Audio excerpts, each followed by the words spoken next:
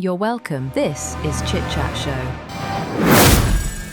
Good day, beautiful viewers, and welcome to Chit Chat right here on Roller Sport Television.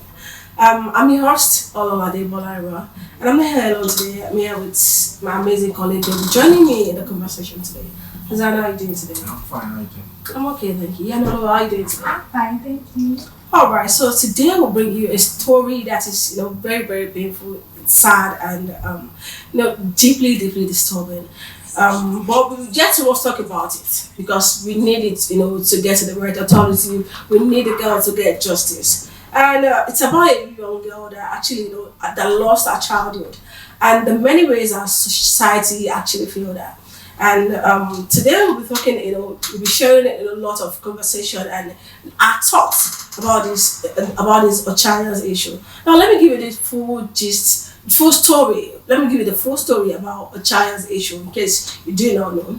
So Ochanya Elizabeth Ogbanje was a 13-year-old student at the federal government girls college, Boko in Benue State. She came from a village, Ogene Amejo, in Opoku local government area, where the only government primary school was shut down, blah, blah, blah. Let me just move to what actually happened. Okay, so she lived with a relative, a lecturer for that matter, Andrew Ogbuja, his wife, Felicia, and their children in Ubokolo, Benue. And from around the age of 8 years, the abuse is said to have begun. One of the child in their household, Victor Ogbuja, allegedly sexually abused her, and later the guardian himself joined. Okay, the thing is, when the child and Victor, when he abused the lady, the very young lady, she reported the boy to the auntie. I think the aunt told the uncle too. And the next thing, he couldn't punish the boy for doing that and all of those things. And the next thing, he started his own too.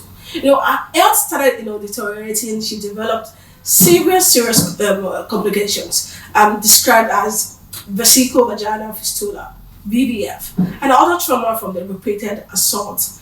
And she was often in and out of hospital. I can remember in the video, there was this video that she got interviewed that she spent 2-3 months. When she first reported, she spent 2-3 months in the hospital. And finally, on October 17, 2018, she died at the age of 13 years old. I mean, that is really, really devastating. And after her death, the outcry was really, really massive. She didn't just she died a painful death. Everything these people crossed to her, it was it's really, really affected her, and so it's not really, really easy on her part.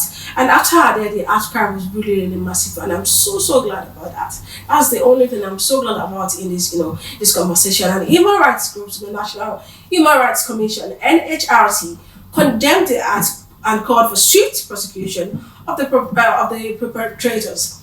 And yet, when it came to the court, this is another, big issue, and we really need to, discuss this in the society because, the voice of the, let me say the poor or the voiceless not being heard, it is so sad. In April 2022, the lecturer, Andrew Ogbuja, was acquitted due to, insufficient evidence.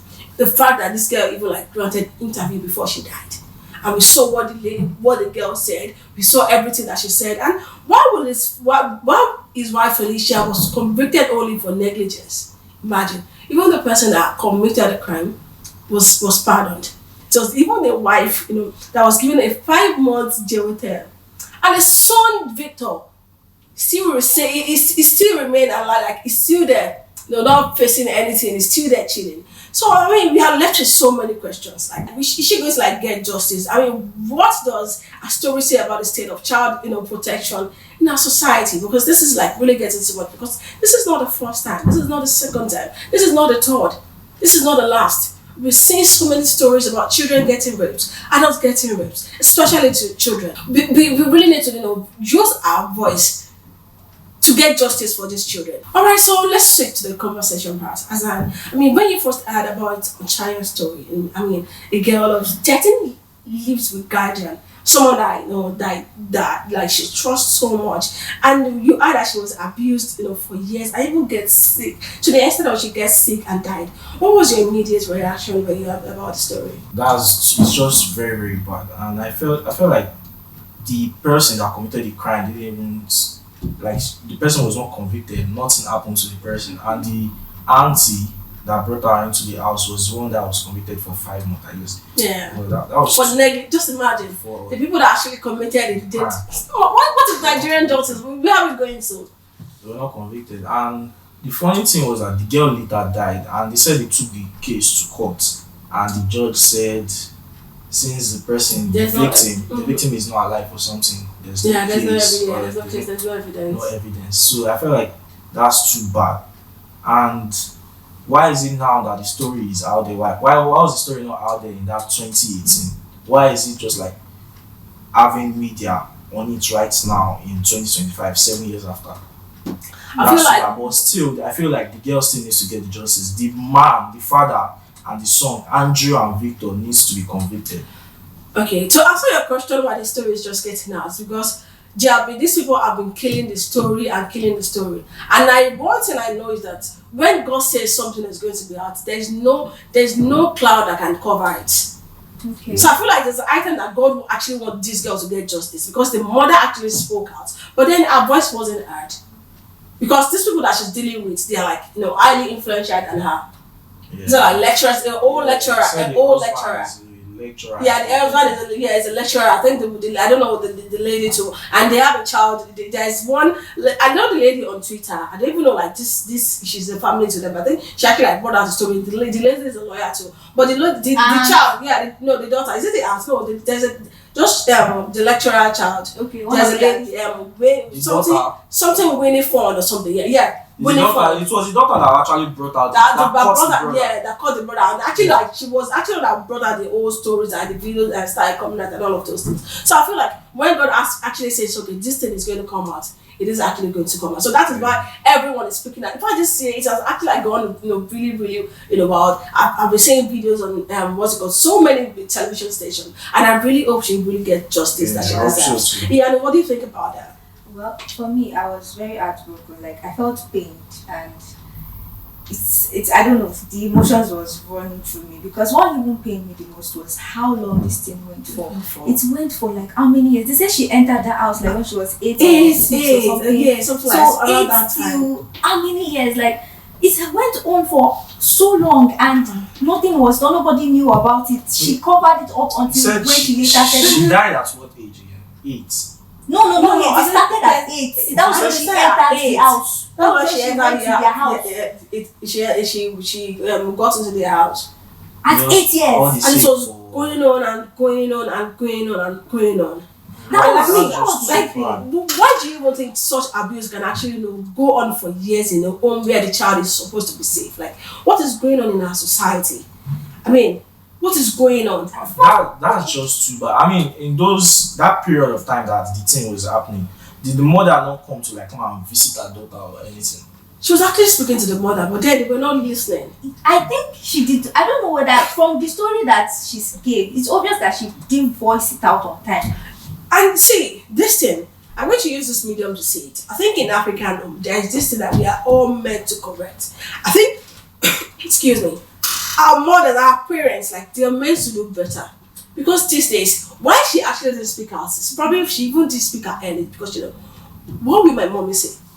Do you know, in African homes, most of the people want to blame you. What would the people They in will even society believe say? you. And even so many people that even spoke out to their parents and they will say, oh, I don't want them to shame us. I don't want people to Repetition. say, oh, yeah, what will happen? They're always after repetition. Exactly. Always after repetition. I don't want people to still know that this kind of stuff. And I really urge, African, especially African parents, mothers, please, do not cut your children whenever they want to tell you something. Do not shame them.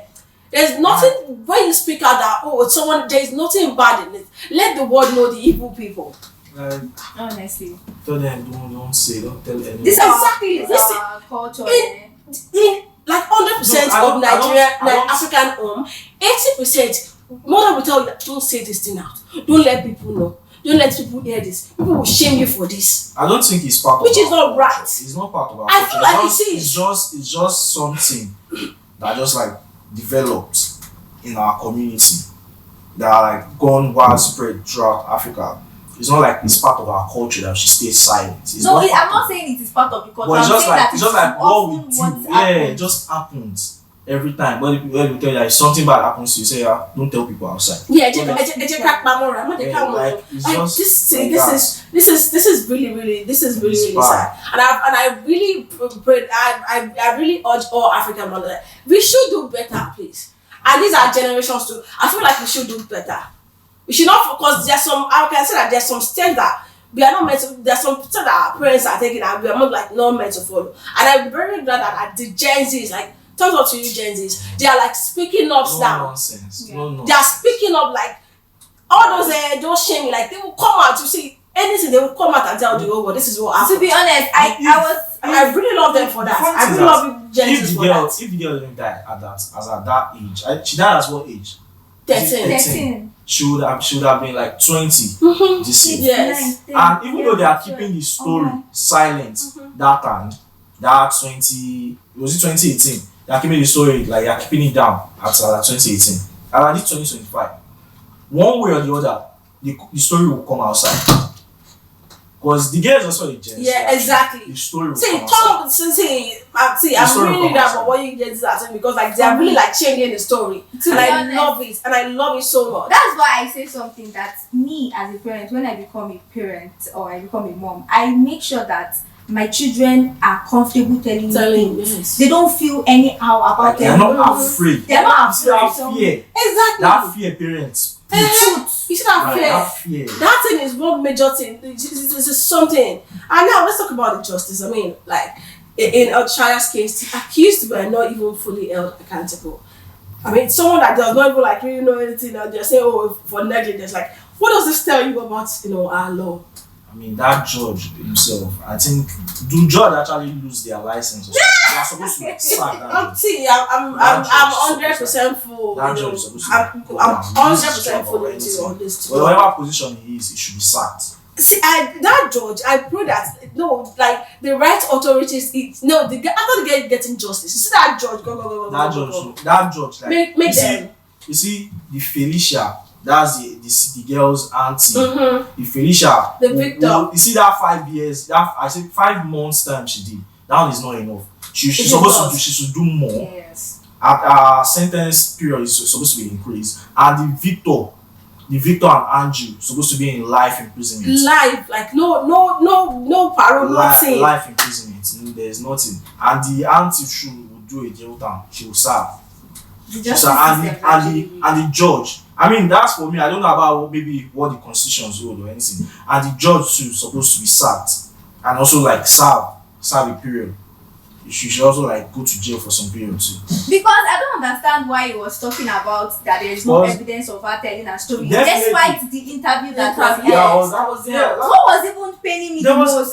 there was evidence, and I'm very, very sure that won't be the first case that the judge has actually like closed, Exactly. and that wasn't the last. Exactly. So that judge too supposed to like serve a jail Actually, sentence. what pained me the most was the fact that the judge was saying something like, well, sadly she couldn't give her story before she died. And I was like, what happened to Her the story was out there before she died. Yes, now. And even as it was out there, nothing was still done. Nothing was still done.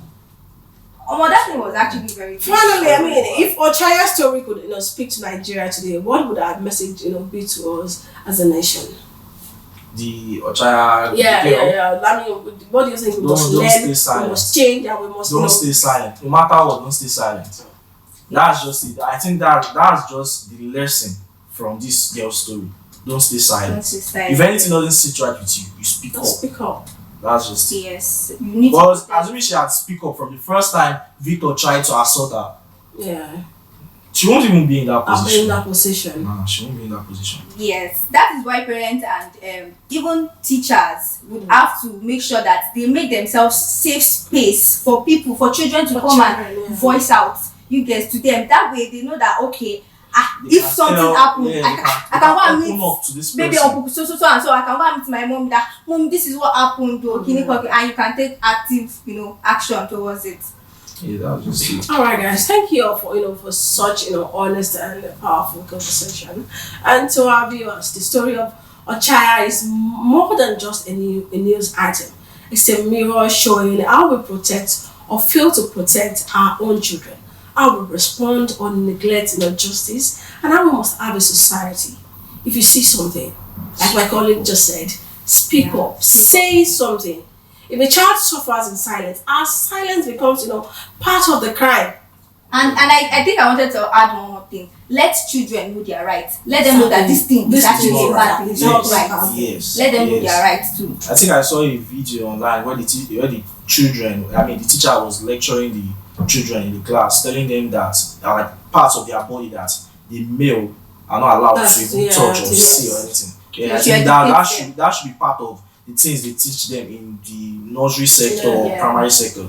Yeah. All right, guys. Thank you so much for joining us, and you can, join in on with the conversation. On our YouTube channel at rulersballtv.com, and you can, just drop your comments, drop your opinions about it, and let's continue with the conversation. And remember, be kind, be vigilant, and never stop speaking for those who cannot. Thank you for watching. Have a nice day.